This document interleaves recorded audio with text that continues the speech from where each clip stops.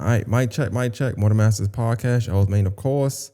Got a special guest across me, man, Mr. Ben HASAN himself. How you doing? I'm doing fantastic. How you doing on it? How you doing today? Doing great. I can't complain, man. Can't complain. Just a quick backstory, really quickly. The last time, and I think I told you this plenty of times though, but the last time that you were on the podcast, I got a great amount of feedback just about your story and things people learned about you and things of that nature. And since then, we've developed a very good rapport, and we've spoken plenty of times and seen each other plenty of times since then. So I just want to kind of give a rundown a little bit about your who you are before we get into what I want to talk about. Just briefly, it ain't got to be long like last time, but you do have a pretty, what's the word I want to use? I don't want to say extensive, but I want to say you've held positions in politics when it comes to commissioner and just and locally. So speak about just your background and what's on your resume as far as politics is concerned. Well, thank you once again for the opportunity. I appreciate you doing the interview today. I gave you a call a couple of days ago and asked you, hey, did you plan to do anything before the election? And you asked me, well, what's up? What you got in mind? And so I told you I would like to make some comments around this election. So I appreciate you for taking time out of your busy schedule and doing this. But to your question, I'm a homeboy. I've been in Augusta all my life, and as a result of that, I've always wanted what's best for my community. But I've always held myself accountable first and foremost, and looking at what could I do to make a difference. And I've done a lot of extensive research over the years, looking at the politicians before I ever got involved. And then as I began to try to find a way to get involved, because making the transitions in my life to try to get there, which was not easy. A lot of times I think God had to almost extract retribution from it to make me act like I had some sense.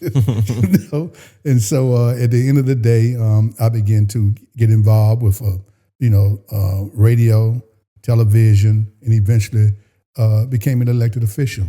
And as a result of that, sometimes people do have a tendency, and sometimes these elected officials as well, have a tendency to kind of get upset with me because I seem like I won't go away. But the reason I won't, because I was involved with this way before I was an elected official. Just a case in point, and I'll wrap this up. Just because I had been going to the Augusta Commission since 2004, 2005. I didn't run for office until 2014. So, and I've always looked at the policies and procedures and have somewhat of a living understanding about it. And as a result of that, many of the people who are on the commission just right now, Alvin Mason, Wayne Gifford, they're coming back. But when they first ran, I interviewed them on radio and television. Okay. And so why would you take all that knowledge and just walk away with it when you can be an asset to the city? That don't mean we always agree, but my goal is always to push us to another level so that we can be the best at all we can be. Yeah, you mentioned agreeing. I was going to actually bring that up because you told me a lot about some things too, but like people don't always agree with strong, opinionated people a lot of times. And then when you're strong and you're opinionated, sometimes it comes off as argumentative or confrontational, but it's not that. It's just, you strongly believe in what you believe in and you kind of speak it that way. I want to ask you real quick, just with the radio thing in the media, like, did that help you at all with like kind of getting your thoughts together, how to approach a situation, how to approach a subject, talk about it when it's serious, when it's like lighted, like how to approach it as far as like verbally when you really strongly feel a way about something? Did radio and just being on TV help you, or that's something you already had? Well, I already had a pretty much a strong constitution. I was raised in a household where you have a strong constitution. That I come up in an environment, strong constitution with the gangs or the guys that I come up with. I mean, that we were just that way, Gotcha. And so while most people take these things personally, I don't. If you don't put your hands up, you can say what you want to say. If we can debate the issue, and we're not going to fall out. Now, most people don't have that kind of constitution. Right. They take it personal, but I don't. Case in point, I'm going to say that you didn't ask this. Just case in point, like you heard my last time you all really seen me when I'm making comments about I didn't think the mayor should have a vote. Right. I started about 3 months out. Now, they had been campaigning for that thing almost 2 years. I didn't expect to stop it, but the things that I said, there's nothing that they can disprove I said. And I said everything I want to say. So at the end of the day, the people make the decision. But I'm fine. But there's some people say, well, Ben, he won by 74%. Ben, I mean, what can you think? Mayor Davis won by 75%. How did that work out? So I'm not concerned about that. Right. I have no regrets. I have no regrets, and I wish the mayor well. I respect the wishes of the community, but at the end of the day, I said I thought what needed to be said.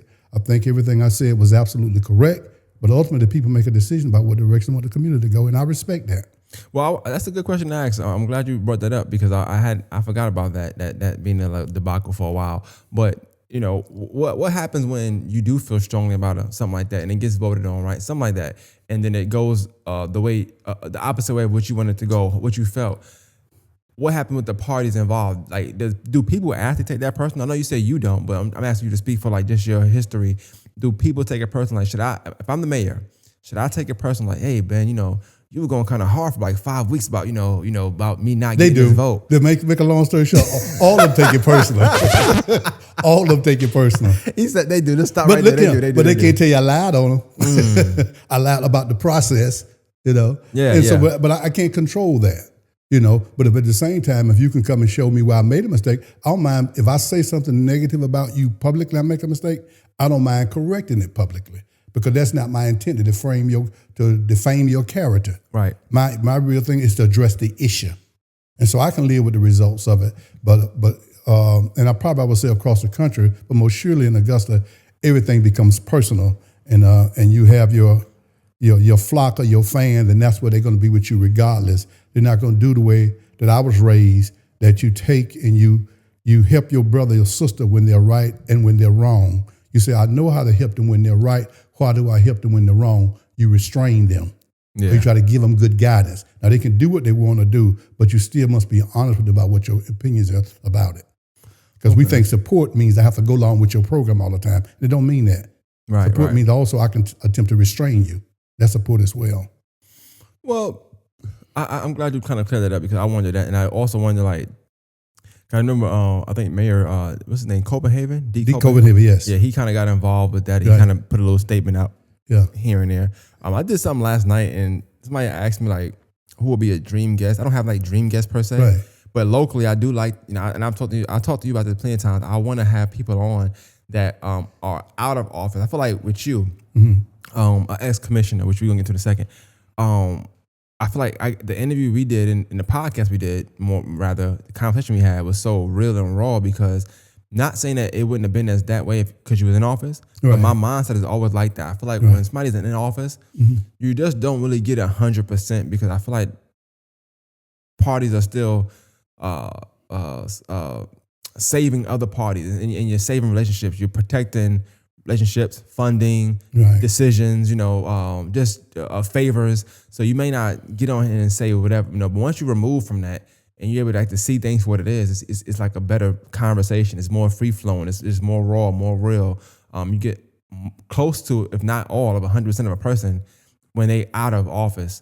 And a lot of times when somebody in office, you get a polished version of them, a vote for me version of them, and they're pushing an agenda rather than saying, hey, I'm such and such, and this is who I am.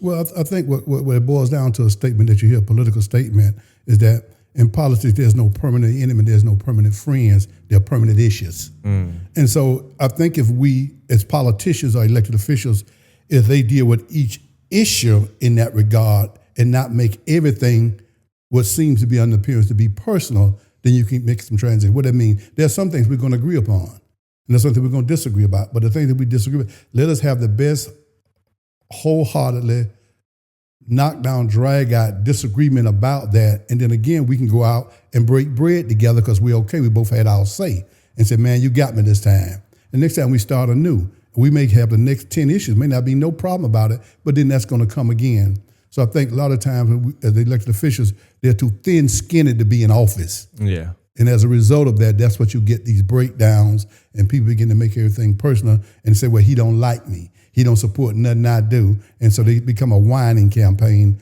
as opposed to wanting to respect free speech. But you want to be in the hot seat.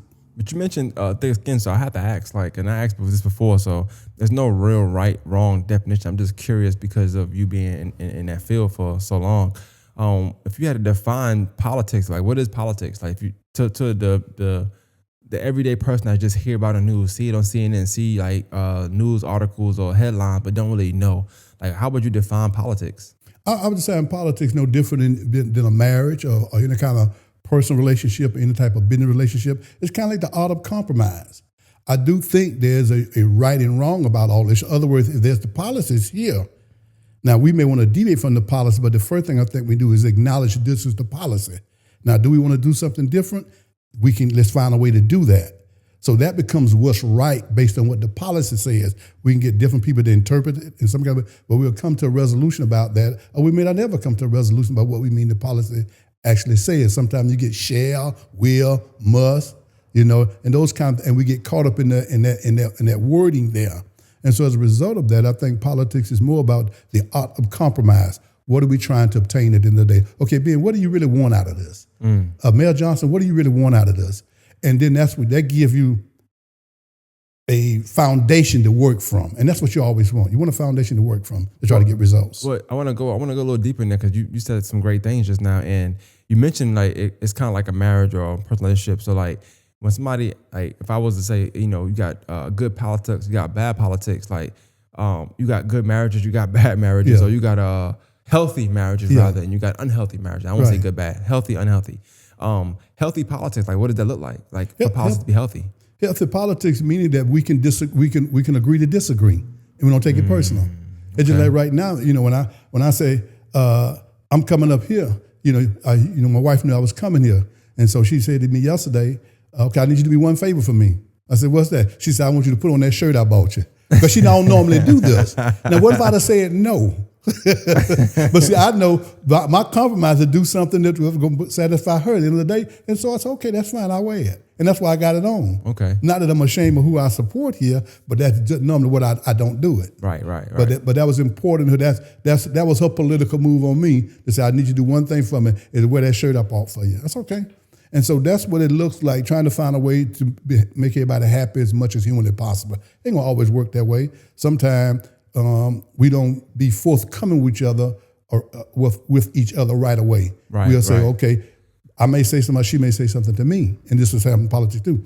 And I know she's right at that point, but I won't say nothing. I would the next day say, you was right. No, I could have said that yesterday.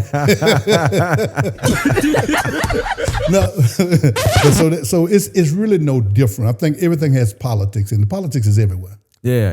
I agree with that. A lot of people, because it's a famous saying, like, I don't do the politics. As long as you open your mouth and you start talking, you try to influence somebody, you politicking. You selling something. Yeah, that's politicking. Right? You selling your position. You selling your position. Yeah, you selling your position. That's I'm glad. That's a good definition. I like that. That was nice. So, just briefly, because I know I want to get into some stuff. Ex-commissioner. You was a commissioner. Mm-hmm. Talk about the run you had in the district you was over, and just about that for a minute before we get into the meat and potatoes. Well, what is happening in Augusta, and this is going to take us into the national politics as well. What has happened in Augusta? I went in 2014, August of 14. I won July. I won a runoff. When I won District 6, it became, which it was a 5-5 at one time, 5 black, 5 whites. Then it became 6-4 with a white person. Matt Aiken was about 2010, 2013, or 2009, 2012, somewhere along in there. Then Bill Flournoy beat him, and they came back 5-5 again. They went 6-4 their way. But when I came on, it became 6-4 for the first time that blacks had the majority, as well as had a black mayor. Mayor Davis was a black mayor, and then it was black, as you would know, and then myself, so it was a black majority on the governing body. Real quick, can I ask you just one question? Yes, quick? Sir. Like, why is that part important? It's important because most people don't see us in a leadership capacity. And so at this particular time, there was a chance for us to show leadership. And I can tell you, as much as portrayed a lot of the mistakes that we made, I can tell you we done better for Augusta since consolidation at any given time in those 8 years. What do I mean, for an example? For the 8 years that we were there, we balanced the budget every year on time. That had never been done before. We also began to put money in the reserves that had never been done before. Because when I came on, my first vote was to raise taxes. Okay. Now, also what we was able to do, we was able to get the people out of Hyde Park that had been there for over 50 years in a contaminated community. We also was able to, if you go down to Eastview, down in East Augusta down there, had been flooded for over 50 some odd years down where people had their homes and stuff. We was able to get that resolved. It's not flooding no more. That started upon us. The process is continuing, but we put the first serious amount of funding in those positions and stuff. And as those families, we got a High Park, which might have been 100 some odd families and stuff. We put them on a path to some type of much better than the quality of life they was living over there. Right, right. So there are other things that we did, but those are notable things that we did. But you can see us begin to talk about dealing with the charter. Now, there should be some changes to the charter. And as we talk about it's a move to shift the balance of power. So that's where and so that won't happen anymore. So that's what this move is about. But it only can happen, and let me be very clear. I don't blame, and it may seem that way, I don't blame the white community for trying to get back absolute control of the government. I don't blame them for that. But I do look at us ones who participate and allow it to happen and won't exercise authority that we should. I have no respect for that. I just have to ask. Why not? Why not? Yeah. Because it feels the narrative that we're not leaders or that we're scared to lead. Okay. I can see that. I definitely can see that. And that we're scared to lead. We make decisions. You know, if you make decisions, you're going to make mistakes. But just be willing to own up to them. I don't do things and then blame other people. But you also talked about compromise, and I think a lot of times when you compromise, like you do things you either don't want to do or to appease a certain party or a majority, and sometimes that might not be the best decision, but you do have to make sure everybody somehow is happy somewhere. It's compromise, and that's based on the nature of what you're compromising on. And I just plenty of times that we would say, well, I don't have a problem with that. That's what you want to do. I can work with you on that. But there are things there are some things that are absolute, and so you have to be firm about those things. So, but that's why I told you earlier today, it's not all of it's not an absolute. It becomes an issue by issue. But anytime we're in leadership positions or have the numbers, we should operate that. You don't see Republicans giving away their authority, nor do you see the Democratic Party giving away their authority. But most notably, you'll see the Republicans definitely don't do it. So when we're in a leadership position, we ought to show some leadership. And if we don't have the wherewithal to do that, then we should just get out, resign from office or not run for office. Okay. Well, you're right. That does kind of put me in the national part, because I know we wanted to talk about the presidential election now. Right. I'll be frank with you. Me and the owner of this establishment here, we did a podcast a couple months ago when the news first broke that she was going to run for me. Now I'm gonna be honest with you, I was not sold on Kamala Harris. I kind of was upset. I'm like, oh boy. Only because when she ran the first time, I wasn't a fan of her. Right. Now, my not being a fan of her, honestly, had really nothing to do with presidency. Right. If that makes sense. So I knew it was wrong. But I also, you got to judge a character off of what you do know of the person. So I did my research. I just didn't like, it seemed a lot of phoniness, a lot of fakeness. I just didn't like the trying to fit in. I thought it was a lot of antics that I just felt like I'm not really with that. I don't know why somebody would want to do that. But as I grew, since then, 2018, 2019, whatever, and just watched, I do understand that you do have, once again, compromise, or you do have to try to win certain people over. So you are doing certain events, certain entities, Breakfast Club, for instance, trying to get that urban young black vote and everything. I get it. It just seemed iffy to me. I'm like, I don't know. She's not really, I don't think she know the music she's talking about. She said the wrong person. They ain't said Tupac. It was just a lot of crazy stuff. I'm like, what the? But what you just said previously, just now, it makes me think of that. And once again, you said compromise, right? And for me, I would always, I'll be willing to compromise what I dislike about a person for the betterment of a nation, seeing, understanding, and knowing, hey, we, meaning black people, can be in a position of leadership. Definitely a black woman, especially when I think about what the black woman means to me. Mm-hmm. All of us, we got moms, we got daughters, we got spouses, people that we look up to that's our black, young, strong black women. And I'm like, okay, maybe I was too hard on her. Let me just try to see. But then, of course, she's going up against some guy. I just feel like I just can't deal with it. I'm not gonna lie to you. I can't do it. Yeah. I get it. He got his money and maybe he make these good decisions, but she shows what he can do already. Well, you're not alone.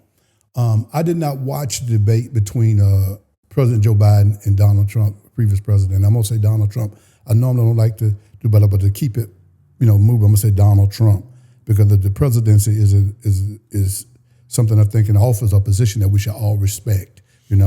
But when President Joe Biden and Donald Trump done their debate, I didn't even watch it, because I didn't figure it was going to go well and everything. So I left it alone.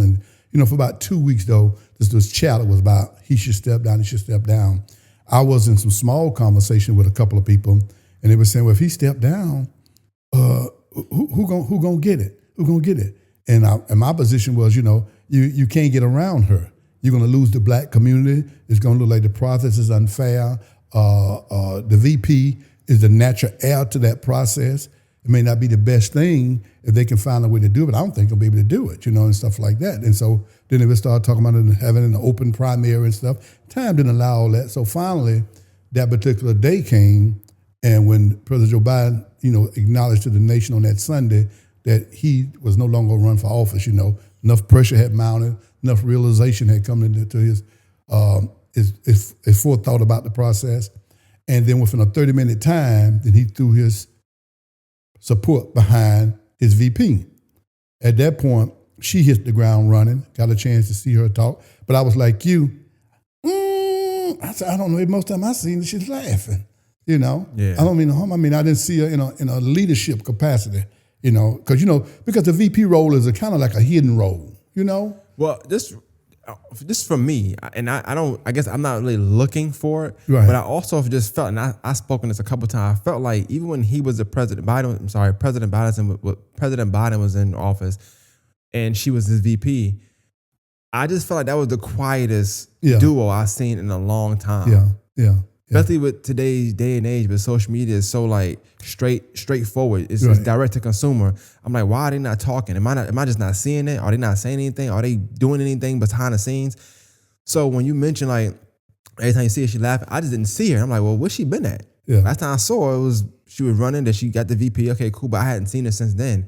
Not saying she didn't do anything, Right. but it wasn't visible to me. So it made me question whether or not I should take her seriously. So what I did is, like I say, so from the time that it was announced, I watched television all that day. Then I began to hear about this women group who seemed to have been meeting for the last 4 years on Sunday night. They was going to meet that night.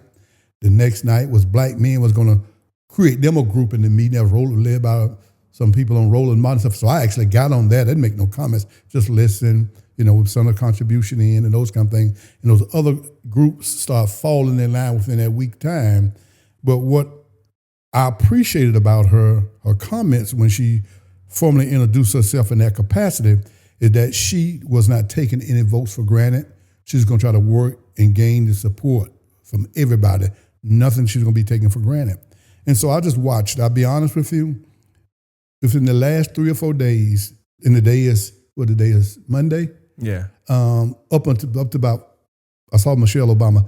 Saturday was the first time I started slacking off. But I was watching television almost 10 hours a day, just watching to see how all of this was panning out. But I've had confidence, and then the first confidence I had in her really gave me my confidence when she was getting ready to go into that debate.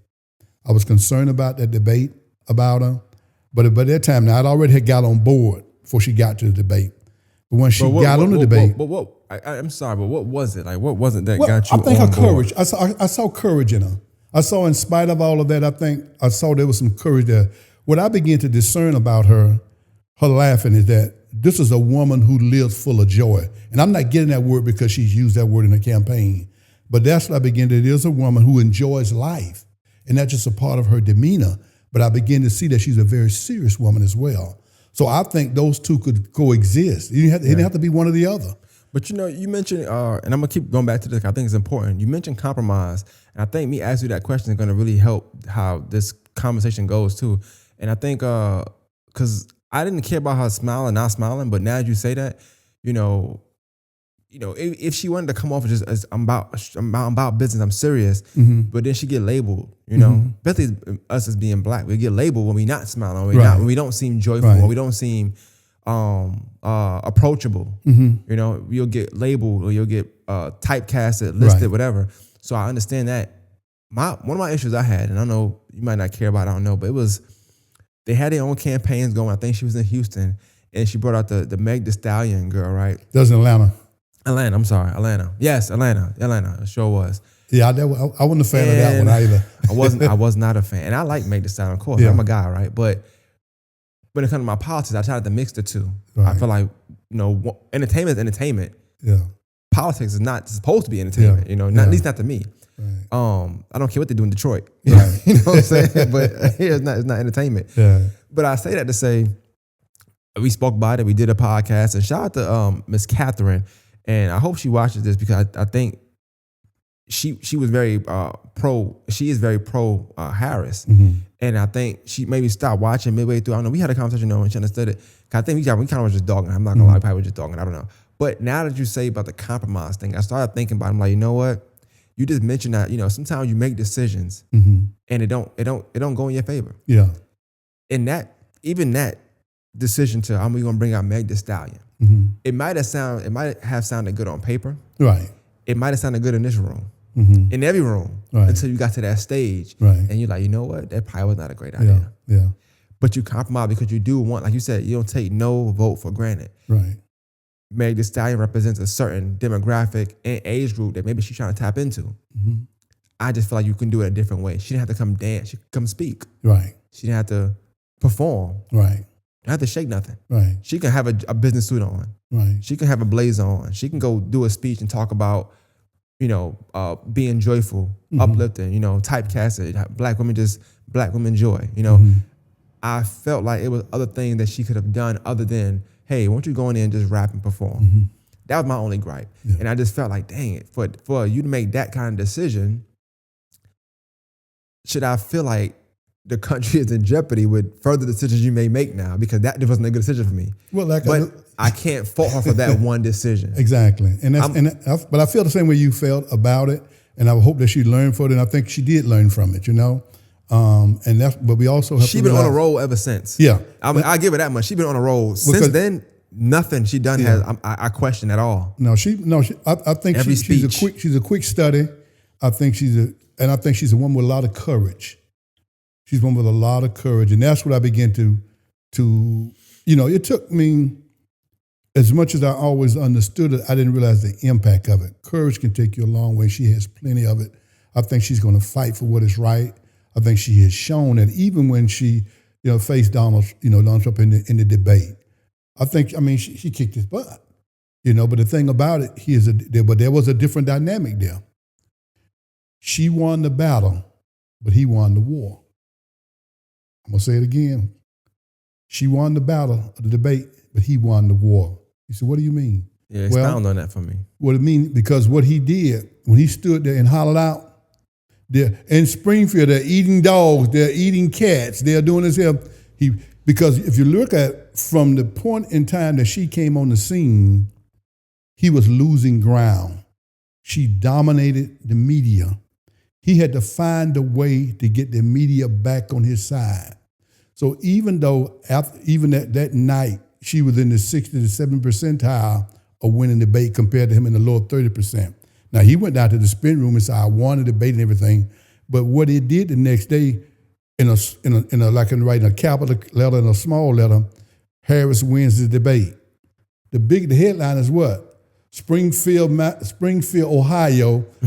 Trump says they're eating the dogs, they're eating the cats. Immigrants. Yeah. And now you got this, the country has to realize these people are here legally. They're working legally on these pass or these visas or what have you. They're here doing a job. They were invited there. But now he has dominated the headline. And that was his goal. So he won the war to get the media, to get the headlines back. Now, it didn't stop her. She kept going. But his goal was that he was out of the game. He got back in the game with pure racism. She won the battle. He won the war. Tell me real quick, and then you got a politician. Yes. That's kind of like a really uphill battle to win when you're coming in serious about business, because this is real, true, life world matters that we talking about. But then you got somebody who's just taking it like a joke, like a game. Because even if they lose, they don't lose. It's kind of hard. That's why, once again, I respect it, because I've been in that position before. You being serious about an issue that you're discussing, and then but your question is not relevant to what the policy says. It's more about generalization of something when you got something specifically here ought to be discussed. But that's the game he plays. Donald Trump is an evil genius. Is an evil genius.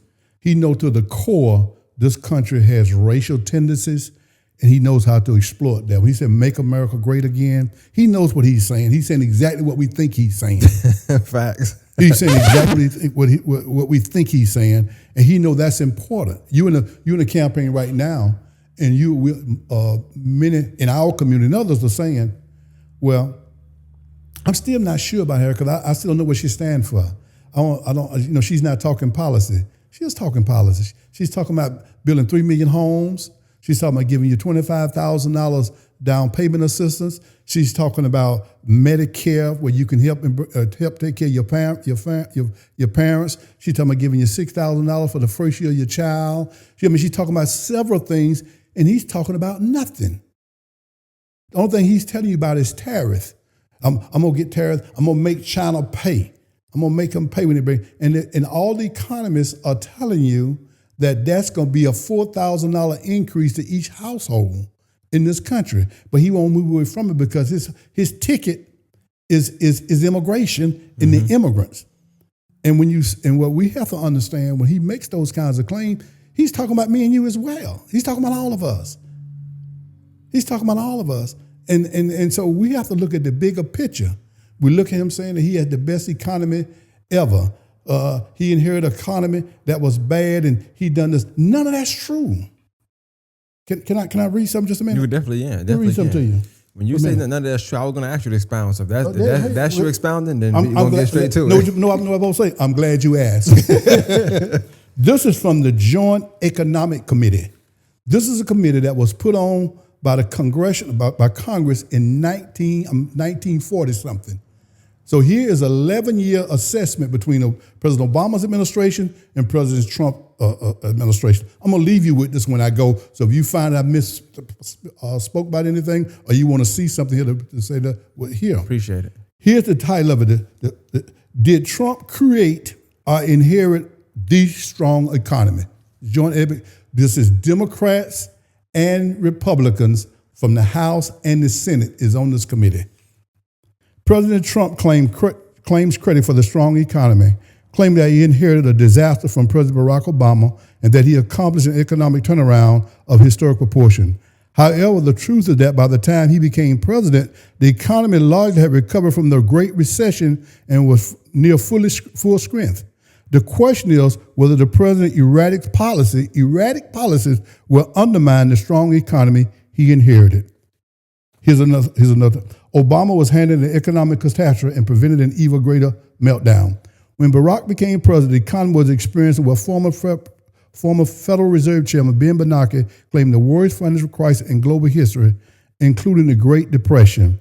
In the last quarter of 2008, the real GDP plummeted 8.4%, and the economy hemorrhaging more than 2 million jobs. Now here's what happened under Obama, and I'm gonna move before I can move on. Trump inherited a strong economy that got stronger. Unemployment. Under Obama, unemployment was cut from a recession peak of 10% to only 4.7%. It has continued to drop and now extremely low at 3.6%. Job growth. By the end of the Obama administration, the economy had experienced 76 consecutive months of job growth.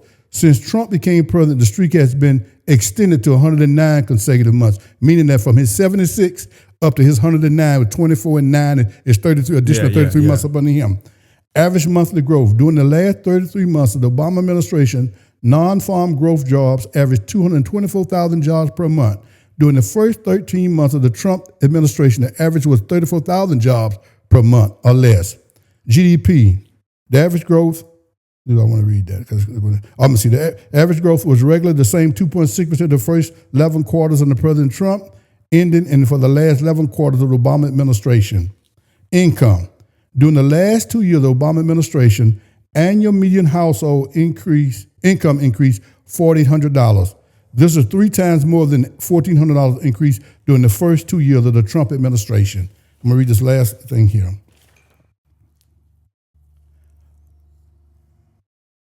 I'm trying to see what I'm going to read first. I'm going to come back to the tariffs here. It is clear that Trump inherited a strong economy that was still trending upward when he entered office. Those trends have continued. The economy may have received a small boost from the 2017 tax cut, but many economists believe that sugar high will be short-lived. Meanwhile, the Trump trade war has hurt American consumers and businesses, and it may slow future economic growth. In short, Trump inherited a strong economy from Barack Obama. The question is whether he will screw it all up. These are congressmen and senators. Here's what it said about the tariffs now, so I have to go back to that. American business and Trump's trade war has hurt consumers, business, and the economy. American business and consumers, not foreigners, pay tariffs. Although the tariffs hurt China by reducing demand for more Chinese goods, they also hurt American business that pay the tariffs. American consumers who buy the higher priced products are the ones that are going to pay the tariff. Now, why is that important? Because he's recommending tariffs again. And they're telling you that's going to cost you, they're telling you right now, that's going to cost you over $4,000 in your household. So he's not giving you any economic plan for a moment here. Let's take everything I just read off here. It says everything. And you said that Trump economy was so much better. And I don't doubt it, but he inherited a good economy. He happened to be the president. I get that. But he's not recommending any of that this time. But he's talking about tariffs. Just so I'm curious, but he knew the type of economy he was inheriting when he ran for president. Correct? But he absolutely he knew it. So they don't run. If you have the problem, the plan to fix it, don't run. Yeah. Because Obama also inherited a bad economy. Correct. This is the worst since the Great Depression. But he also through 2 terms. Yeah. He did what he can do to make sure it didn't get worse. What he had to do coming in office, he had to save the housing industry. Mm-hmm. He had to save the banking industry. He had to save the automobile industry. He spent billions of dollars, had to pump money into this economy to save America. But a lot of people will say, "Oh, Obama didn't do nothing for black people." But his job wasn't to do something for black people. It was to make America, not to make America great, but it was to have America be in a certain position. Well, I think we have to what we won't do what other people are doing from any other ethnic group and any other people, whether there's the gay groups, the lesbian groups, or anybody else, the Puerto Ricans, anybody. We won't get together and decide what our wants are, what our needs are, what's going to make us stronger as a people. It's hard to help us until we get on the same page about what we want to do. I mean, I wouldn't want the task of attempting to, say, talk to black men about voting for. I wouldn't want that. Among my peers, I would. But you're going to get the same kind of pushback that President Obama got before he went on the stage, I think somewhere up in Michigan or somewhere, and he went in and talked to the staff and said that. I don't see anything he said wrong. Because he was saying, here's a man that has been denigrating you and talking about you, and you're saying that you can't make a decision? Has never said anything. He's not saying vote for her just because she's black. He's saying, how are you even considering voting for a man who's not done anything for you? Now you say, well, Ben, he did give him a stimulus. He said he did give him a stimulus check. Well, if you Google, did Obama give you a stimulus check? If you Google, did Trump give you a stimulus check? If you Google, did Biden give you a stimulus check? You know what you're going to find out? Yes, asterisk by Trump's, and yes over here. What's going to be the difference? Nancy Pelosi then was the one that got it. Trump is the only president that held it up, the checks up, until he can get his name on it. They name not on the checks. So when you receive the check, they saw Donald Trump's name on it. So that is ingrained in their mind. He held them up, attempted to hold them up. Some went out, and then he was able to get his name on some of the checks. But normally it's their secretary's name who's on those checks. So you got stimulus from checks from all 3 of them. So, and I'm just curious because I know we speak about some things, but like, not just a you thing, but just tell me, like, are you, do picture people, is it more we want Harris or is it more we don't want Trump? I think what we are looking at democracies on the ballot. I didn't coin that phrase, but I believe that. Democracy on the ballot. Donald Trump has no respect for anybody other than himself. There's one exception, other than dictators. He marveled at Putin. He marveled at Putin. He marveled at the North Korean guy. He marveled at the Hungarian guy. He wants to be one of them. And people say, well, he's been in office 4 years, and he didn't. Yes, he did. He tried to do that. It's common knowledge that he wanted a military parade. It's common knowledge that the man didn't want to leave office. It's common knowledge to this day that he still won't admit that he lost the election. It's common. It's all these things are common knowledge. So how do we? And when you're looking at all the people, we're talking about people who've been in the military, these generals all their life, who have engaged dictators and other leaders from around the world, telling you the mindset of this man, and you don't understand because he's a transactional president. He will compromise this country to get there. He will compromise this country. He wants that. And now he's better prepared with where they have positioned themselves, with documentations that they have. When they said Project 2025, we're bringing in the right people to put those things in place. And all he got to do is sit back and just get the things that he wants. Two other things that he did. Like you say, what did he do? Right in the state of Georgia, he called the Secretary of State, said, man, you need to find me 11,080 votes. Then we all go to Ukraine. He called the Ukraine president early on, trying to convince him that he would give that country money if you will find something on Joe Biden's son. Yeah. These are real things that happen. I'm curious because especially in the society we live in, you can state a lot of the facts, things that happen, but the reality of it is too, a lot of people that's going to these polls don't care nothing about no debate. Mm-hmm. They don't care about what happened at all. They don't care about nothing other than the fact that, all right, who's on the ballot? Mm-hmm. You got a black female, mm-hmm. You got a white male. Mm-hmm. Now it's more than that, obviously, but I'm talking about the main two. And when they go to these ballots, that's their compromise. That's it. Yeah. Do I want a black woman in charge, or do I want a white male in charge? Well, here's the I'm not saying that that's simple. I'm talking about some voters are. That's it. Like it's him because it's not her. Mm-hmm. Just like I'm pretty sure some people are gonna vote for her because it's not him, and I'm cool, whatever. Like, but what do you think about that process? That being the mind process of some people going to vote? Well, that's the country. I mean, you got to realize in this country, black men were voting in held office in 1860, 1871, 72, always, quite some time, as long as the federal soldiers was here. The Union soldier was here. When they left, they threw all about the office in the South. But the white woman was not voting. The white woman did not vote, or women did not vote until 1920, the women's suffrage. So there's nothing new about women. That's why you see this abortion issue. It's about women. Women need to know that their rights are being taken. You look at it, and I've said you earlier about immigrants and all other minorities, but also women is included in this too. Women are going to lose their right too if they have their way. Because you got to think about this. You said for one, women who believe in abortion, okay? That's one group. You got a woman who doesn't. But what if she have the same type of challenges, or her loved one, her daughter, her neighbor, her relatives have the same type of challenge that women experience during labor? You still can't do anything for her. Yeah. So the law is too heavy-handed. And so they're viewing these women as collateral damage. So all women's rights is being infringed upon. That you got these doctors that have $500,000 in debt, and now they're afraid that you got to be on your deathbed. By that time, your organs have deteriorated, or the baby has deteriorated in some form or fashion before they can make an informed decision about giving you. So to your question, the nation is built that way, for the white male to run everything. But here's the interesting thing about this. You heard them talking about the blue wall, right? Yeah. The blue wall is what they're talking about now is Philadelphia, Michigan, Wisconsin. Philadelphia, Michigan, and Wisconsin. If she win the things that she wanted, she win those three, she's the president. So all the other things that comes with that, they're almost like a shoe-in. Right. Those three there is not so much, but those three is a shoe-in. Now, here's the thing about that. Why not Georgia and why not North Carolina? She can't win that. You said, Ben, what's your question? Philadelphia,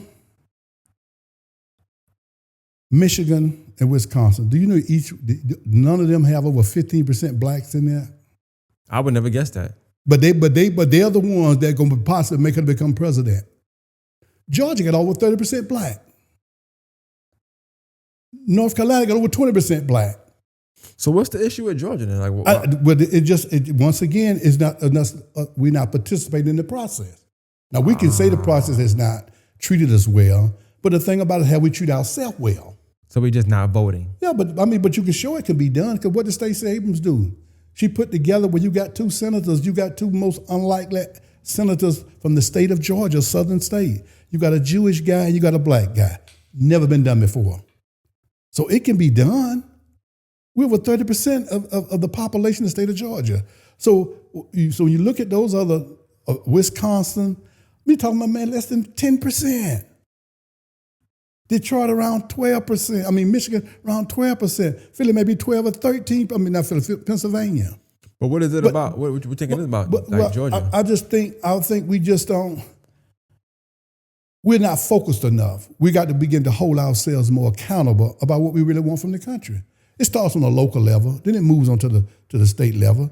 But Stacey has found this secret sauce in terms of doing that. Now, she's not been successful herself, but most time you don't always be the beneficiary of your efforts. You know, and pray to God that she will one day if she decides to run again.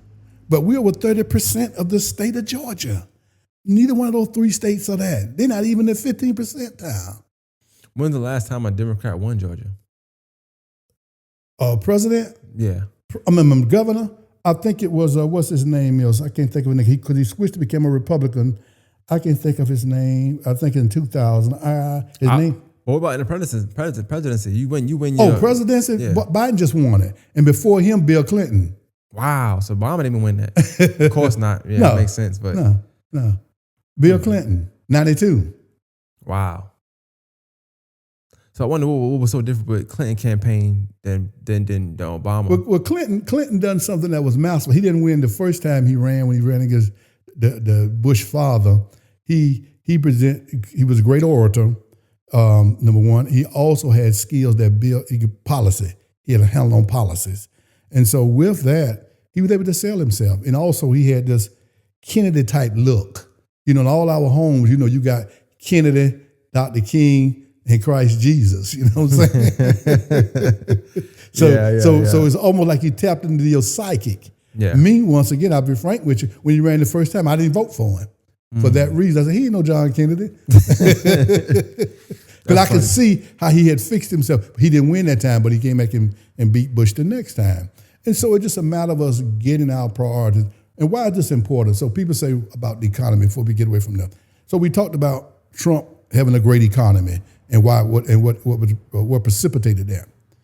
But here's what we have to realize. Why was he voted out of office? Why did he lose by 7 million votes? He had 75 million. Joe Biden had 82 million. That's a 7 million stretch. Yeah. Difference there. And that was because he failed a COVID test.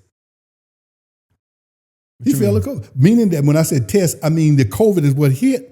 And he up there talking nonsense day in and day out. And people were dying. And people were dying. Definitely. And so the American people decided that he failed them. So how are we even entertaining? You say, well, Ben, so here's the thing. In good times, let's give him the props as people perceive it. In good times, he was good. But when you need him to rise to the occasion, he failed you. Yeah. And that's why you put him in office. So you understood the difference. You understood it. But now you're going back past the bad time to reflect back what you perceive to be the good things that he's done. And what he's proposing right now is nothing like what was done for you the first time. When all the economists is telling you that this is going to be, you're going to charge each household about an additional $4,000 if he does what he says around tariffs. That is what I do about tariffs. In this report, that has nothing to do, just before he even started on this campaign trail now, to tell you the danger of what he's talking about in tariff. It has some usage for sure. But what he's talking about, he's talking because his major angle is immigrants and the soul division. He's not talking policy, but we demanded it from her. Michelle Obama said it best last Friday. We got double standards going on. We're asking things of the VP Harris that we're not asking of Donald Trump. Well, that's the thing, though. When you talk about, and I'm not saying this is a battle of the sexes per se, because I think it's definitely more race than sex, or gender-based rather, but anytime you got two different genders, like, I don't know why, but it seems like double standards creep its way into the conversation every time. Yes. That's even on everyday Facebook posts, you know what I'm saying, like locally or whatever. So I don't know, like that's just, it seems to be common to do. Not saying it's right, it just seems super common. Yeah. I mean, but we have to look at the benefit of is there any benefit of allowing those things to happen? That's why you have to stand back sometimes. You can't get into minutia. You can't get into the healthy debates or to get into debates with how you look at them and stand back and just try to see what's driving this conversation. But just like I asked earlier about the Obama term, there's people that feel like they feel like, I'm not saying it's true, Yeah, just they feel like when Trump was in office, things were fine. But we just told you why. But we told you why, because he inherited a good economy. And like they say, the things that he done more hurt the economy more than else. But his biggest thing, like in true gas, because we are concerned about kitchen table issues, but he inherited that coming in. And we know as people, the general public don't make those kinds of distinctions. That's the only regret or asterisk I have on the Harris campaign, the VP's campaign, is why they have not pointed that out.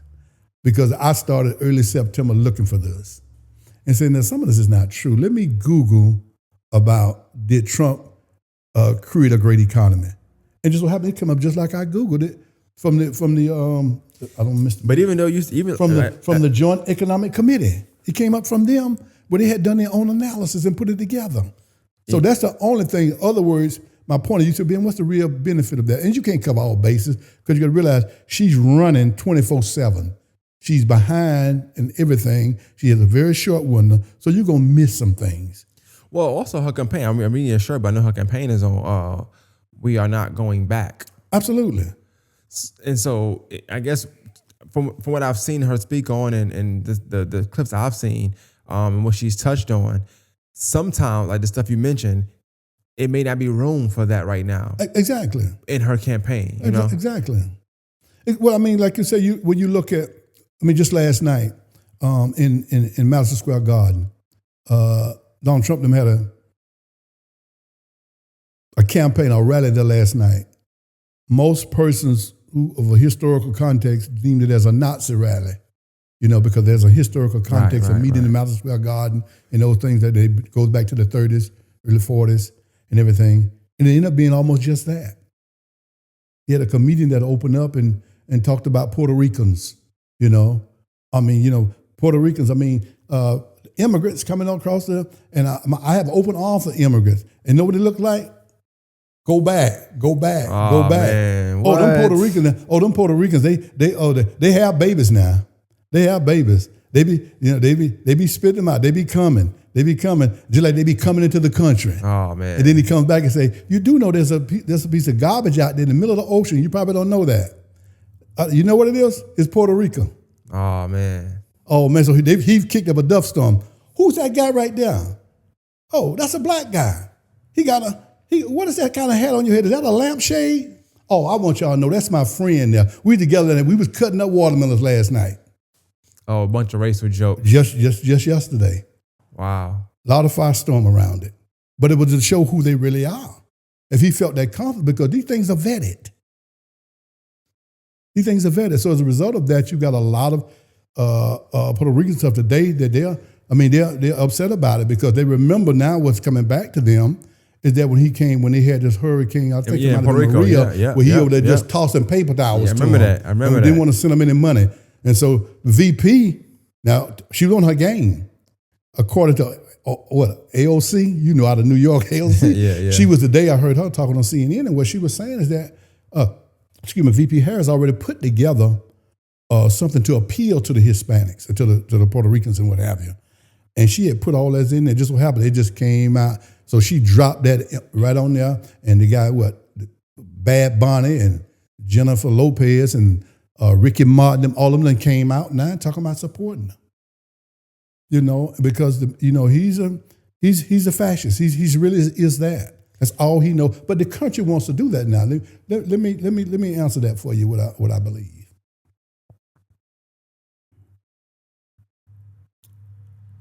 America's at a crossroad.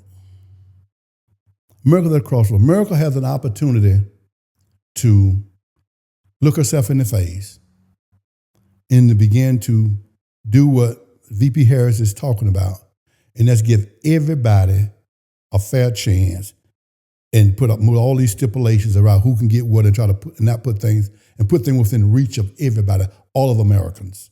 They still got to work for it, but put it within their reach. But they are making a conscious decision to potentially elect somebody like Donald Trump so that they can remain controlled. Because if you open it all up, that means everybody gets a slice of the pie. All ethnic groups get a chance. Yeah. America is not, and they don't, and I won't say America don't, I'm gonna say there are certain elements in America don't want that to happen. And that's why Trump become relevant. Now, how do we even get, when you're talking about John Dean, I don't think it was John Dean, but his name was Howard Dean. When he ran for president as a Democrat a few years ago, he was doing he was at a campaign rally. You know what he did? What's that? He said, hey ha! He did that. And well, guess what? He was no longer valid. He was disqualified. So think about it. So now all of Trump has said it was done. And now he's still in a dead heat. Oh boy. And that's what Michelle Obama's asked the weekend, is that it's almost unfathomable that America could allow this to be this close for a person who has no morals, a person that's talking about no policy. And for all these things going against him, that we're willing to give him an opportunity to take this country to a place, to take it back where rights are irrelevant. But that's my thing. I feel like a lot of this is like a circus. Like we say the word a lot of times and just to say it, like it just sounds good. But seriously, like you think of like in the 90s, like a comedy, Simpsons or something like that. Yeah. It's joke, it's parody, it's situational comedy. It's like for fun. It's joking. It can't happen for real. Let's just think of the unfathomable, and it's happening right in front of our very eyes. Well, you remember now, this is what VP Harris says quite often. She said, I tell you all the time, the America all the time, that Donald Trump is an unserious man. But here's the caveat to that. She says it, but I'm going to say it the way I say it. Because it doesn't make him any less dangerous. And that's what it do. People can get you to laugh. That's how people can really take advantage of it, with humor. With things you say, man, did you hear what that man said? And see, he know the crazy he sound, the media's gonna carry it. Definitely. So he's a master manipulator. You have to realize he's a branding genius. And so he knows how to do that. These things are very deliberate. That's why and this is the first time, guess what? His campaign has apologized today for what happened last night. The racial jokes. Oh yeah, those jokes that was said. He's trying, but see, this guy. But all he did is the people that came behind him, from Elon Musk and to Stephen Miller, them all of them just reinforced the same position. This guy's was just so blatant and raw. Yeah. So today they're on their heels trying to get him up under this here. And so we hoping America can see what it is, that this is no laughing matter. You don't dismiss him, because even though he say crazy things, does not make him any less dangerous. And that's what we need to keep in mind. He said, man, you done been around for, you may be very, I kind of believe you one of them. Very quiet guy, don't bother nobody. Man say, hey man, that boy dangerous, but leave him alone now. Chill, man. He just quiet. He just quiet like that now. Chill. Like I said, don't get it confused, don't get it twisted, as they say. Amen. And that's how you have, and so that person, even as quiet as they are, Donald Trump say the most ridiculous things that could possibly be said as a presidential candidate, but it doesn't make him any less dangerous to this country. You got to realize the Washington Post, they had just, as of last week, the editorial board had already written up an endorsement of Kamala Harris. The Los Angeles Times had already written up an endorsement. Guess what? They've gotten to Jeff Bezos, Amazon guy.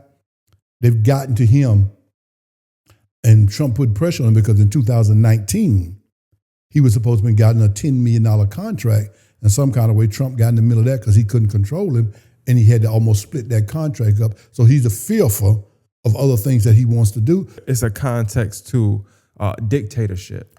Absolutely. And he wants to be that because that's the only thing missing on his resume. He wants that. And here's what America, and I'm going to go a little further here, my opinion. He pretty much had given Putin the green light to go into Ukraine. I don't care what the hell you do. He had said it early on before Putin ever went in there. And now, and the America, in many ways, is concerned about if he takes Ukraine, he's going into Poland. And eventually, all of those European nations that are in NATO, once they realize that Trump has allowed these people to do these things, these countries, because they can't defend themselves, because America has compromised them, these countries are going to fold and come under the permission or the authority of Putin and other countries who pretty much come in and attempt to invade them. What happens then? America doesn't have control. America has lost. America, word is no good anymore. And eventually, probably not in my lifetime, but America is going to almost cease to exist, period, because she's been an alien to everybody who had confidence in her. Yeah.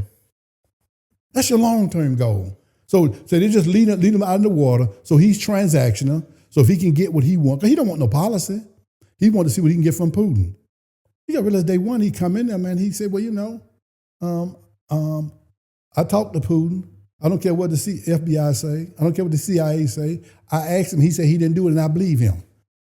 This is unprecedented. Yeah, definitely. That American people will let it be just that simple. And so this time he's more organized. He's going to only bring people into his administration who are going to just get out of his way. So there's no guardrails. That's a true statement. There are no guardrails. This is serious. We're talking about democracy on the line. So now when you're talking about going back to the VP's shortcomings and things, it's irrelevant. The only thing on this ballot is democracy. Well, I'm glad you said that, 'cause I was gonna get back to that. Like, because we spoke a lot about the Trump issues or things you should look out for, be aware of. But in the same breath, there's some people who don't look at Trump for anything at all. They're not looking at that. They don't vote for him. They're questioning whether they're going to vote for her or they're going to write in or waste their vote or whatever the case may be. So I asked, like, for the person that is on the fence about Harris, like what besides what as a vice president can we say, hey, this happened, so look at, like, what has she done in the vice presidency that we can say, you know what, she did this. Mm-hmm. So her next step, she should be like, mm-hmm. you know how you move up in life. You could be a manager. You use a great assistant manager.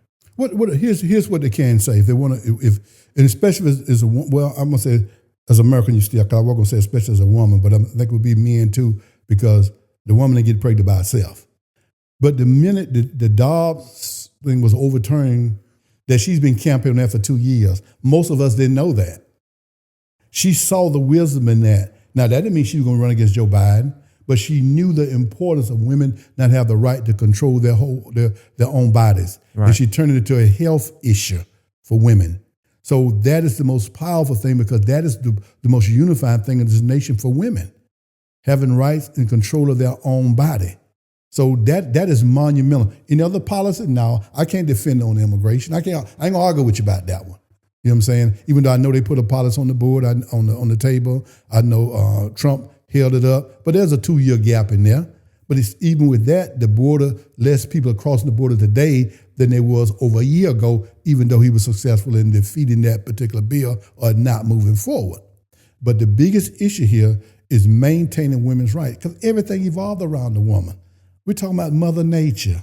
We're talking about, we're looking at scripture, when God said he created the man, and the men want to say they created Eve from our rib. Well, what does the rib do? The rib protects all the vital organs in your body, your heart, your lungs, all those vital organs are protected by the woman. So protecting and dignifying the woman is no small matter. It's no small matter. And so we have to understand that is what she done for the last 2 years. She blew life into that. And as a result of that, they would not, everywhere it came up about stabilizing from a state perspective, if the legislative body didn't do it, if they put it on the ballot, they were successful in doing whatever they were trying to accomplish in whatever state it was. Well, I know you're not running, but you've ran before for things, yes, right? And you have that political mindset, and you've seen enough to know the ins and outs, and when stuff looks, I should research this, research that. You said something that was very, very important. You said that the ballot is pretty much about democracy. Yeah. And you said we really should kind of, like, not saying ignore, but F her shortcomings per se, in certain categories. this is what this is about. How much of like presidency do you think it should matter about the actual person, like on how they are, whether they are truthful, whether they are a candid, whether they're approachable, whether they are worthy? Like how much about the person matters or don't matter at all when it comes to presidency? Character is where it all starts at. Mm. You know, and character, this means that you're a person of principle, or you just a character to like we say how we view Donald Trump. Say, man, that man's a character. We're not saying it in a positive connotation. We're saying it in a negative connotation. Definitely. Character is important because you want to have a person that is trustworthy and admit that they made a mistake when it comes. They make decisions, you're going to make mistakes. Those things are important, that you don't debase other people to elevate yourself. And when you say democracy on the ballot, the First Amendment to the Constitution is what? Freedom of the press, freedom of religion, freedom, the right to assemble, the right to protest. There's another one there. But those things, we're about to lose them. Because anytime someone says about Trump at this point, first thing, he called him a loser. Oh, they're just a loser. What did she say last week? She says, if you're going to be the president, you have to take the criticism. He can't take it. And that's why he don't want these guys. About a week ago, he was on Fox and Company. He's sitting on the sofa. He's sitting in the middle, and he's being interviewed by just two people on this side and probably two, if not a total of five, but four for sure. And so he's answering their questions, or he giving the answer. I don't need to answer the question. He's saying what he want to say. And they asked him, what is he going to be doing next? When I leave here, I'm going up steps. I'm going to talk to the owner of Fox. I can't think of his name now. His name will come to me. And I'm going to tell him, y'all shouldn't be allowing people to come on here and talk about me. He can't take it. He can stand and call everybody else out of their name and degrade them, but he can't take it. He's not the strong man that as he presents himself. Right. So he's going to go up there and ask them not to, even though these people had almost paid, Fox have almost paid out almost $1 billion, $800 million for defamation of dominion. They're still trying to carry it. It's water. But when you bring up that, like, as far as the strong man's strength and just character, I think about Harris a lot, and I think about since even like when she ran the first time and she was gonna run for president, she backed Biden and became a VP. She received a lot of criticism since then, like ongoing. Like people didn't like her Pearls and Chucks campaign. They thought it was. I mean, be included. Some people like they still want to know if she black or not. Like, is she really Jamaican? Was her parents really part of the Black Panther? Is she really from Oakland? Like, do she really went to HBCU? It's like everything is questioned and she's criticized for things because they're like, oh, this is not her grandma. This person died, or this is this. I don't know what's true. It's not true. I'm just that work at McDonald's and all that. Yeah, it's just like double standards. But exactly. It's like we kind of standards, and we fall for because it. But we do it on our own because we go look for things that she said and say. Oh, the thing was like, she threw all them black men in jail. Well, she was a DA. I mean, I don't know. That's what's going to happen when you're a DA. You're actually going to throw people in jail. That's just how it goes. Yeah.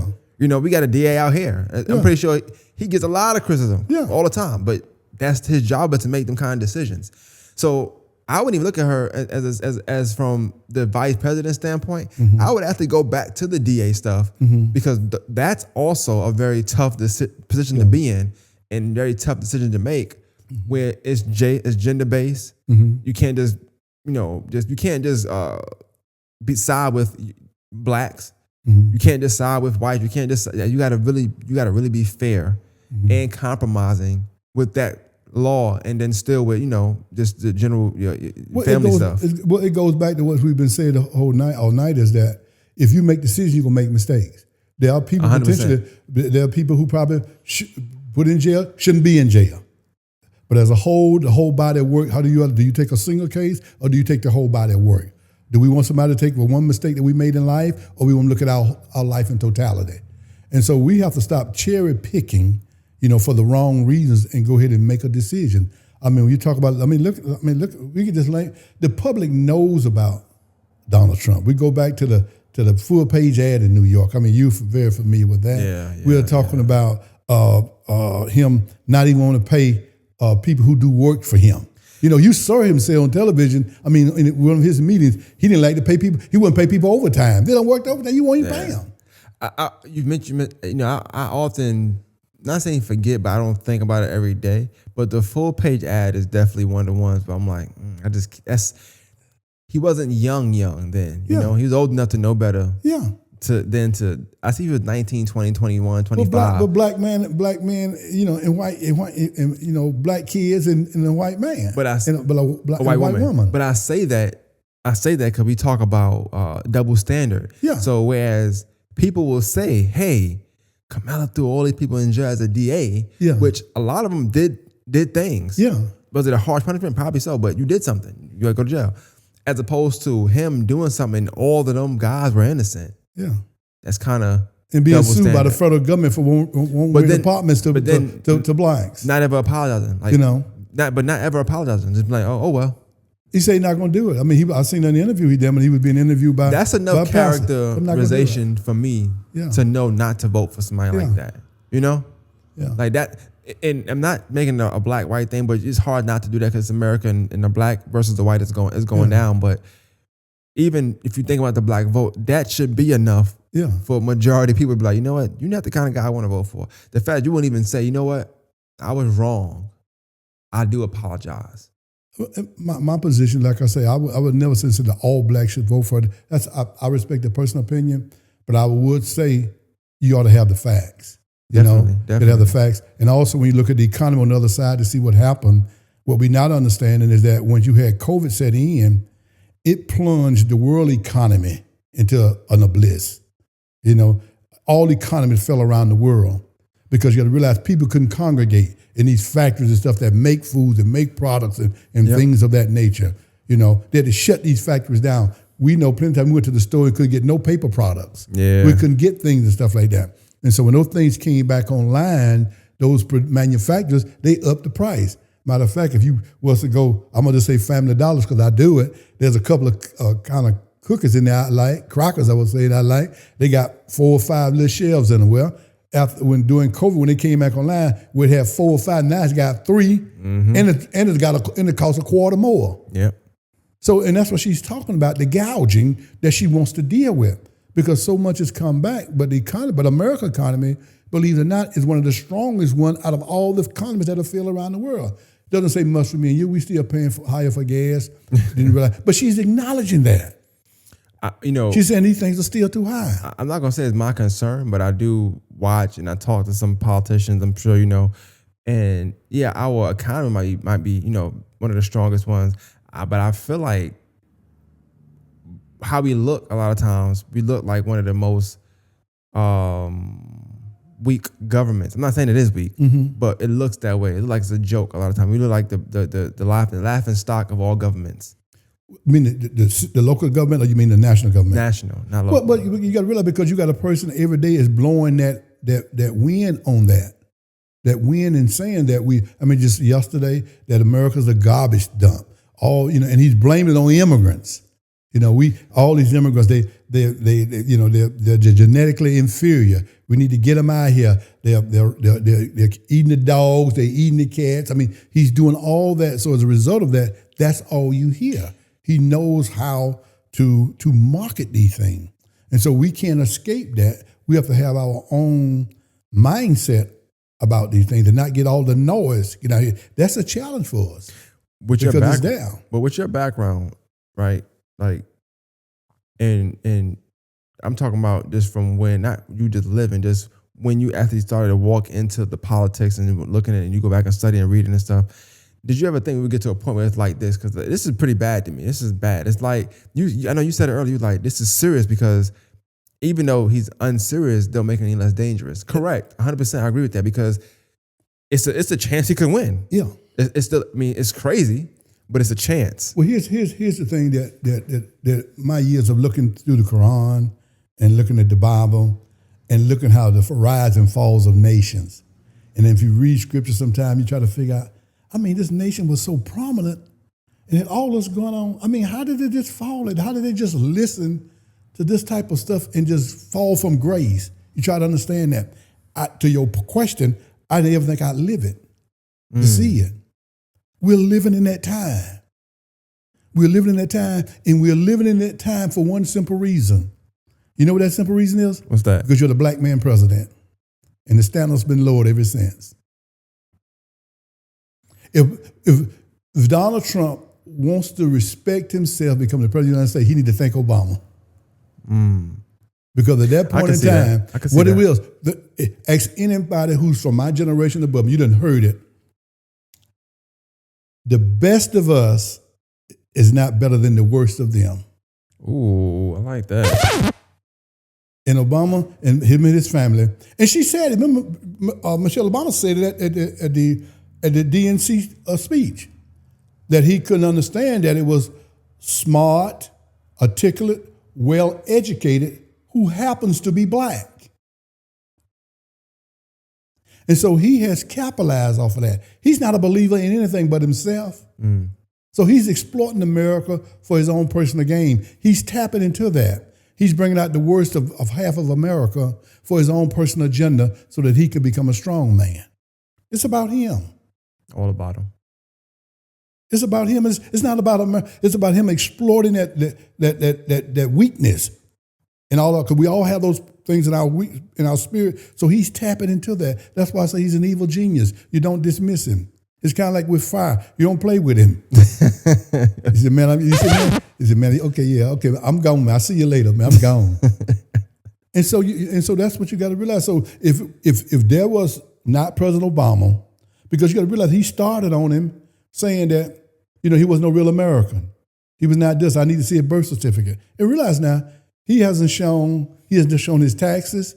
He hasn't shown his medical reports, things that have been done by every president. He's done none of it. So he's made his own rules. So it goes back to what we've always said, man, those rules is made for us, they ain't made for them. Right. He has shown all of that. And so as Americans, we have to understand that we're better than this. So we've been tested. And so America has to make a decision. Do they want the next president to be President Harris and Vice President Tim Walz, somebody who can potentially take us to a stratosphere that America that gives everybody an opportunity to have a seat at the table, versus a person that's going to minimize and bring out the worst of the human spirit and go and do what he wants to do for his own personal benefit and turn us on each other. Do we want to do that? Who wants to control the military, that he has no respect for the military, has said publicly that he didn't care for John McCain. He wasn't no hero. He got caught. I like people who don't get captured. So, and you make a good point saying that. These things are very, very important to what we've allowed him to get away with, and still give him the kind of props it is. And so we have to ask ourselves, what is in the American psychic that they tolerate this? So to your point, you're absolutely right. We are a life and stock for what we've tolerated from him. I agree 100%. I do want to ask this though. It's a two-part question. So like, I'm gonna ask it right after you answer that first one though. But like, Kamala Harris wins the election. What does that mean? I think it means America's opportunity to reset itself. I think the black community, just like any other community, needs to decide from state by state perspective, on the local level, what an agenda look like for us as a people. Also try to realize, because right now it's going to take women in general in this country to begin to become the best of themselves and to work together. I just want to see us work together and give me the opportunity to continue to run my mouth. I want a free speech, you know what I'm saying? And an opportunity to worship as we see fit, because they're professing, this is a Christian nation. And see, and which you have to understand, if you go through time, like from the crusade and everything, the most dangerous apparatus that hurt mankind more than anything else has been in the name of religion. That is very dangerous. Ain't nothing small about that. In the name of religion. And so we have to be mindful of what's being said. And so when you take away my right to have free speech, my right to assemble, my right to worship as we see fit, or not to worship, because not worship is a form of worship as well. Right. You know what I'm saying? And the freedom to assemble, the right to protest, all of these things are at stake. And that's what the Democrats have allowed the Republicans to get away with all these years, ever since it's been this Second Amendment about your gun rights. We forgot to focus on, there's a First Amendment before you get to the Second Amendment. So you right. can't get to the second one without talking about the first. Make sure that my rights are protected here first before we get to the Second Amendment. And so, but we're in that point in time, I do believe, honestly, that it gives an opportunity to reset as a nation. And if Trump wins, what does that mean? Well, I think we better get ready for it. Just get ready for it, I think, in a matter of time, because the people that he'll bring in, they're coming with an agenda. You got to realize those people are in his cabinet. Some of the people are stone cold racists. He's not going to care about that. He's going to be trying to see what kind of deals he can make and how he can learn to exercise his power. And you say, well, Ben, why is that important? It's important because to prove that he is a strong man, he's going to have to execute some people. I don't mean physically execute, because that may not be beyond a stretch either. But he's going to have to round some people up and put them in jail. Yeah. That's why he's going to be able to prove it. You can't prove it no other way. Yeah. Somebody got to pay the consequences. He's telling you that. So to elect him, and you say, man, that man ought to be ashamed that he's doing that. He's telling you he's going to do it. And you're willing to take the risk when there's evidence that he's tried similar things already. I do. I want to touch on a few things quickly, though. I do want to bring this up, though, because you said a lot, and I did think that it's very, very informative. But I think about the generation under me, or my generation, whatever, just a young, not really doing the research, going to just go up there because their mom said go today or whatever, right? You know, you got people that really will vote for Trump because he pardoned a rapper or pardoned rappers from jail. I be feeling like that's all a ploy, too. Like, I'm going to get this person out. Because the people that say, you know what, I'm voting for Trump because Kodak Black came home from jail, Yeah. And that's enough for them to vote for him. Yeah. Well, I mean, we are celebrity worshipers. That's what we are. You know, we've given our life over to entertainment of that for the most part. And that's what we were talking about earlier on. We're glad she moved away from the way Megan Thee Stallion. She didn't continue that type of campaigning. But we have to realize that we have to be bigger than that. And sometimes even those artists have to be bigger than that as well. I don't see Lil Wayne out there this time. Did he partner Lil Wayne on something as well? I don't know, but I did see him out there that one time. I wasn't saying. But early on, but you haven't seen him as being as vocal. You know what I'm saying? I've seen some rappers, but not. Yeah. And but we have to be mindful. They have to be mindful that, okay, he may get my vote, but I'm not going to advocate for him because I think it's too big. We have to realize I have to make a distinction between my right to what I want to do personally and what right do I have the right to infringe that on my community. There have to be a distinction. But you just made a good point I thought about too when you talk about double standard. Like Trump had brought out rappers as well. Yeah. But nobody made a big fuss about when he did it. But when Kamala did it, we like absolutely dogged her for it. Absolutely. That's why you haven't ever mentioned two things she haven't mentioned. Obviously, you know she's a lady, but she haven't tried to say she's a black woman. She know that psychic is just too much to bear. They see it. Don't rub it in. I want to ask, because I know it's time wise, but I want to ask, like, do you feel like what are your feelings towards the election? Do you feel like she can win? Do you feel like that's actual? I feel she's gonna win. Okay. I feel very strong she's gonna win. Harris. Yeah. I think she's gonna win. Yeah. You know, I think God is gonna give us a reprieve and let us see what a mess we like to made here, but be prepared for the war now, because it ain't gonna. You know, he's not gonna take it lightly. That's why it's most important in my mind that if she's successful in winning Pennsylvania, Michigan, and Wisconsin, it would be nice to throw Georgia in there. And it'd be nice so where he won't have, though, just to beat him by 270, he's going to raise just that much. He's going to do what he's going to do anyway. Right. You know what I'm saying? So and I do believe that the Biden administration is preparing for that. There's no doubt in my mind they're preparing for it. You know, because Biden is a very strong man. He may not be in his best, you know,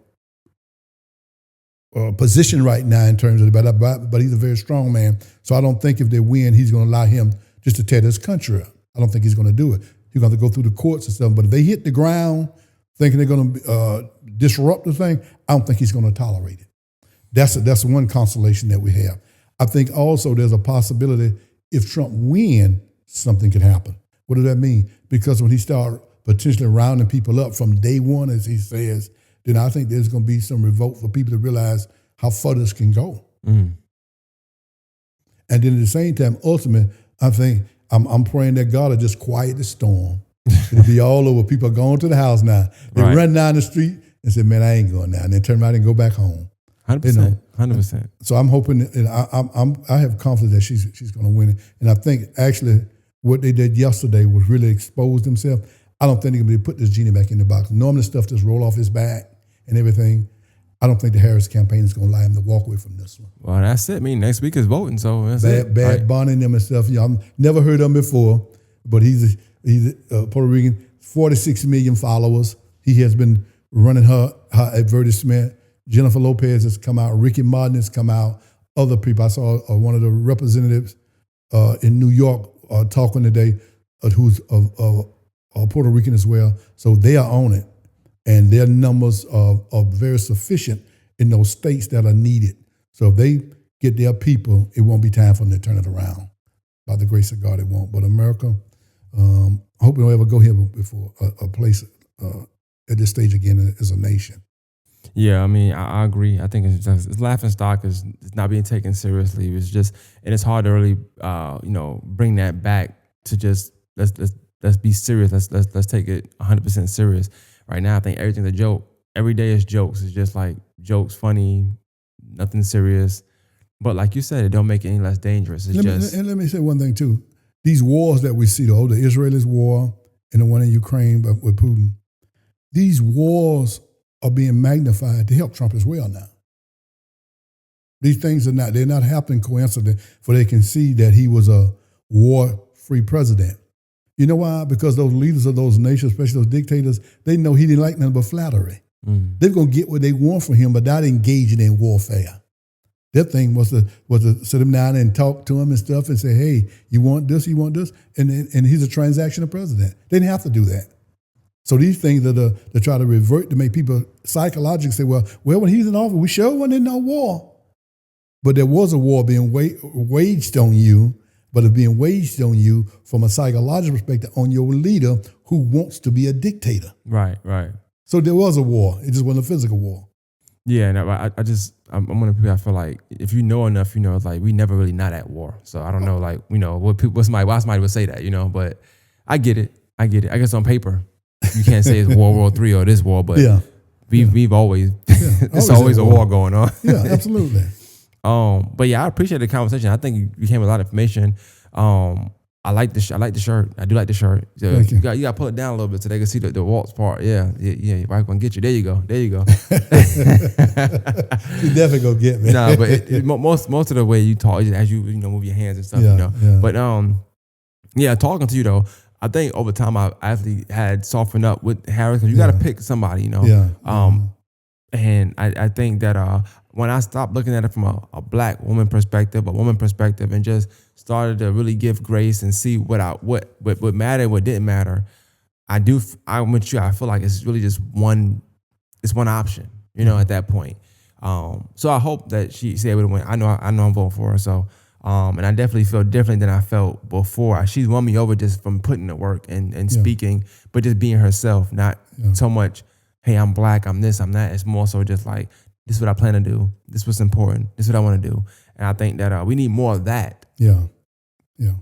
Even locally, just in general, like when you're running for something, I want more of what policies do you plan to put in place and keep in place and things of that nature. So Well, like I said, I appreciate you, especially on such a short notice, taking the time out your busy schedule to give us the opportunity to get on the record. I had been struggling, trying to see can I get to say something, and not only that, early on when I wanted to say something, my wife told me, you don't need to say nothing. So this time she gave me permission to say something too. All she said is just wear this shirt. So we're excited about it because we're concerned about it.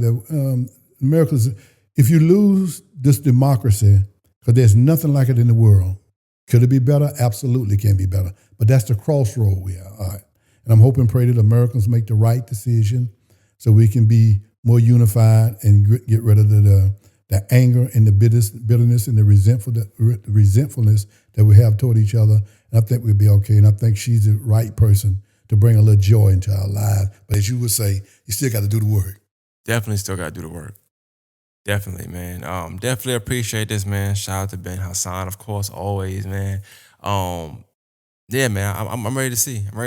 So I guess I'll be texting you next Tuesday night and see what's going on. You know what I'm saying? Yes, sir. All right, man. Morning Masters Podcast, we out. that was good. It looked Thank you, good sir. too. Thank you, sir.